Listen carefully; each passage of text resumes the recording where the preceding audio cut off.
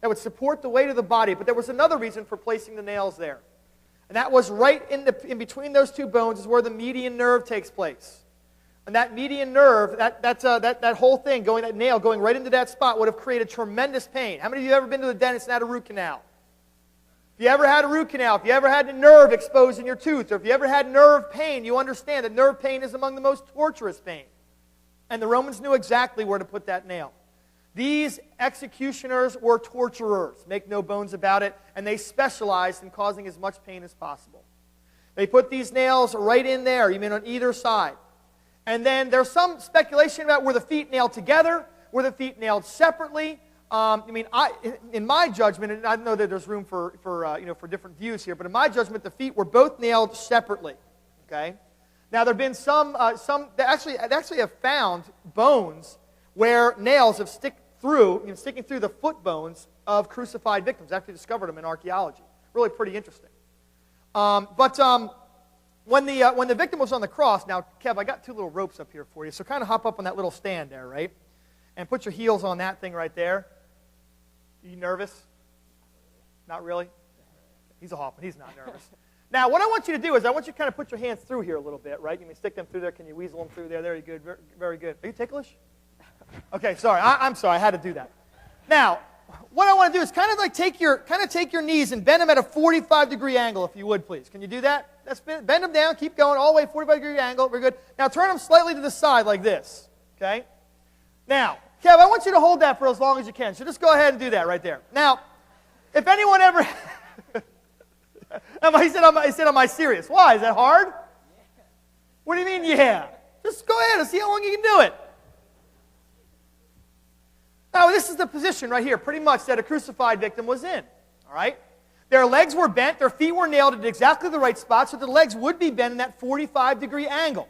If you've ever played... You can get down. Just take it easy for a second there. Relax. Okay, good. You can step down if you want to. But that's the idea right there. So they got this little 45-degree angle. If you ever played sports and you had a really mean coach and they asked you to do what's called a king's chair or a queen's chair, you know what that is? When you got to go against the wall, put your back against the wall and sit like that. And hold it. For as long as you can. Now, you know what happens, that after about 3 to 4 minutes, your legs turn to complete jello. Right? Your legs are quivering. And trying to be able to support your body weight, is hard after about 3 or 4 minutes. The executioners knew this. They angled the legs just so that you would be in that 45-degree angle. And all of the weight of the body would be on the thigh muscles right here, these big muscles. But eventually, they only have so much strength. And eventually, they're going to give out, and then all of the weight of the body is going to hang, on those nails that are through the wrist there. Okay? And by the way, even the word hand in the Greek includes the wrist. Now, what would then ensue would be there would probably be a dislocation of the shoulder joints and also of the wrist, causing possibly even a 6-inch extension of the arms, dropping them even further into that slump. Okay? Now, the other thing that would take place is involving what's happening with the breathing. Okay? Breathing is the issue on the cross. Okay? It's not blood loss. It's not those things. It's breathing. Breathing becomes the most difficult aspect on the cross because what happens is when you are stretched out like that and you are slumped down and you are hanging from the weight of the arms, your diaphragm basically puts you in a position of having a full lungs full of oxygen, okay, full of air. You're like in a constant state of inhale. Now, in order to exhale, you have to do something. You literally can't do it with your diaphragm stretched like this. You're in a constant inhale. What you have to do is you have to be able to rise up somehow to be able to exhale. What's the carbon dioxide in your lungs? You have to be able to get that out. Now, the only way to do that is to pull on the nails through the wrists or to push on the nails through the feet, causing tremendous pain. Right? And so, literally, hop up there again. Last time, I promise, I'll let you sit down. So, literally, what you have, kind of cock yourself there, 45-degree angle with the knees a little bit right. You got that ain't 45. Come on, buddy. Now, you'd have to kind of pull up, take a breath, and then back down again. And this is what you're seeing. Up and down, up and down, up and down. Go, go, go, go, go. Up, down, up, down, up, down. How's that feel? Not very good. Go ahead. Give him a hand, folks. Good job, buddy. Thank you. Thanks for being a good sport. That's what you would have saw. You would have saw this constant struggle, this constant battle to be able to breathe. That's what it was all about. You mean you're torn between the pain, you mean in your hands, the pain in your legs, and the ability to be able to breathe. Now what takes place here is a whole set of very, very difficult circumstances begin to happen. Obviously, you're not breathing in a regular way, and so your body becomes starved of oxygen.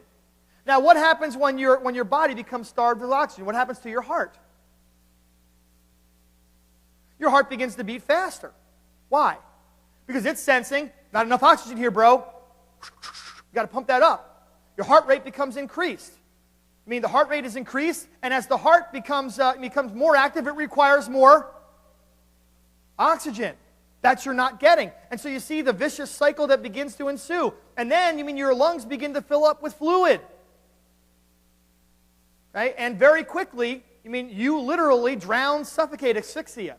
And I can never say that word, but I got as close as I'm going to get, and I'm never saying it again. And so eventually, that was how a crucified victim would die. If they wanted you dead early, they break your legs. What happens? You can't breathe. You die probably within a matter of minutes because you can't breathe. That's crucifixion. Now, what's also interesting is that when the gospel writers described crucifixion, they didn't tell you all of that. Because every single person who read, the writings of these men understood what crucifixion was. They didn't have to have every detail explained because they understood that this was a horrible, horrible death. That's what Jesus went through on the cross. Now, the question becomes why?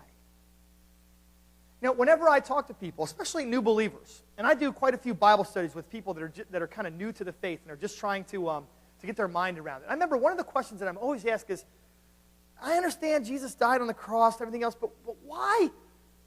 Why was it so horrible? Why did it have to be so torturous and so?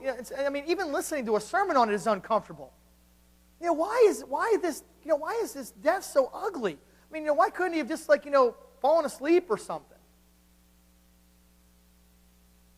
I think the answer to that question is, it's simple in its answer, but very difficult to be able to get your mind around. I think the ugliness of the death of Christ equals the ugliness of our sin.